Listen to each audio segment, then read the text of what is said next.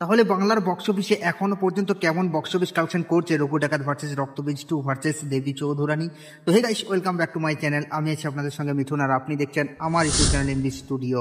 তো আজকে আমরা কথা বলবো দেবদার মুভি রঘু ডাকাতের টোটাল 28 দিনের গ্রস বক্স অফিস কালেকশনকে নিয়ে, এবং কথা বলবো রক্তবীজ 2 এর টোটাল 28 দিনের গ্রস বক্স অফিস কালেকশনকে নিয়ে, এবং কথা বলবো দেবী চৌধুরানী মুভির টোটাল 27 দিনের গ্রস বক্স অফিস কালেকশনকে নিয়ে।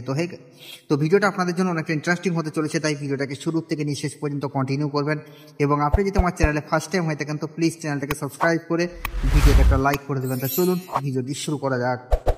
তো গাইস, ফার্স্ট আমরা যে মুভিটাকে নিয়ে কথা বলবো সেটা হচ্ছে রক্তবীজ 2 কে নিয়ে। তো রক্তবীজ 2 ইতিমধ্যেই আর সেরকম লেভেলের বক্স অফিস কালেকশন করতে পারছে না, যদিও মুভিটা একটা লং টাইম ধরে চলে এসেছে। তাছাড়া এখন হিন্দি প্লাস বলিউড মুভিগুলোকে রিলিজ করা হয়েছে, তো সেখানে আর মারাত্মক লেভেলের বক্স অফিস কালেকশন করাটা কিন্তু ইম্পসিবল। তো সেই জায়গায় দাঁড়িয়ে মুভিটা সেরকম লেভেলের বক্স অফিস কালেকশন করতে পারছে না। তো যাই হোক, এখন আমি কথা বলবো যে মুভিটা তার অলরেডি 28টা দিন কমপ্লিট করে ফেলেছে। তো ডে 28 এসে মুভিটা কত টাকা আয় করলো।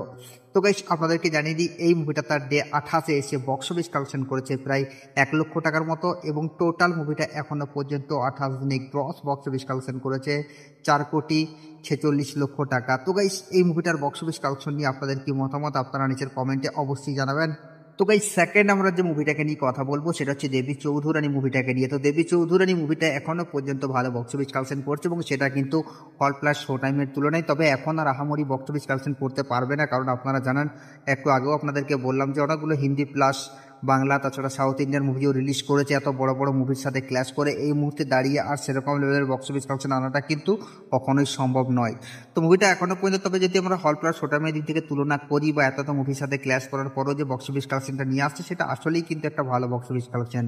তো যাই হোক, এখন কথা হলো যে এই মুভিটাও তার অলরেডি 27 দিন কমপ্লিট করে ফেলেছে। তো ডে 27 এসে মুভিটা কত টাকা আয় করলো।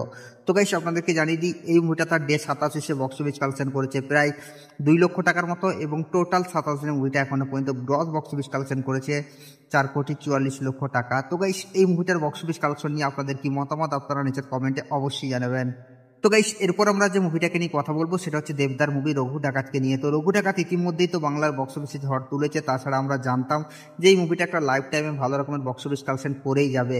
তো যাই হোক, এখন প্রশ্ন হলো এটাই যে দেবদার মুভি রঘু ডাকাত কি এখনো ভালো বক্স অফিস কালেকশন করতে পারছে। তো গাইস, আপনারা জানেন, আপনাদেরকে একটু আগেও বললাম যে অনেকগুলো মুভি রিলিজ হওয়ার কারণে কিন্তু এই মুভিগুলো আর সেরকম লেভেলের বক্স অফিস কালেকশন কিন্তু আর দিতে পারছে না। কারণ বাংলার মার্কেটটা হচ্ছে একটা কাদা ছোড়াছড়ি মার্কেট। কেন বলছি, কারণ একে অপরকে সাপোর্ট করে চলে না, যার কারণেই তো সাউথ ইন্ডিয়ান বলিউড মুভিগুলো এসে করে এখানে রাজত্ব করে চলে যাচ্ছে, আর বাংলা সিনেমা ফ্লপ হয়ে যাচ্ছে। তো যাই হোক, আমি সেসব কথায় আসছি না। এখন প্রশ্ন হলো এটাই যে রঘু ডাকাত তার অলরেডি 28 দিন কমপ্লিট করে ফেলেছে, ডে 28 এসে কত টাকা আয় করলো। তো গাইস, এই মুভিটা তার ডে 28 এসে বক্স অফিস কালেকশন করছে প্রায় 6 লক্ষ টাকার মতো, এবং টোটাল 28 দিনের মুভিটা এখনো পর্যন্ত গ্রস বক্স অফিস কালেকশন করেছে 16,06,00,000 টাকা। তো গাইস, এই তিনটা মুভির বক্স অফিস কালেকশন নিয়ে আপনাদের কি মতামত আপনারা নিচের কমেন্টে অবশ্যই জানাবেন, কারণ আপনাদের মতামত জানা আমাদের জন্য অবশ্যই জরুরি। আর সাবস্ক্রাইব করে দাও নেক্সট ভিডিওর জন্য।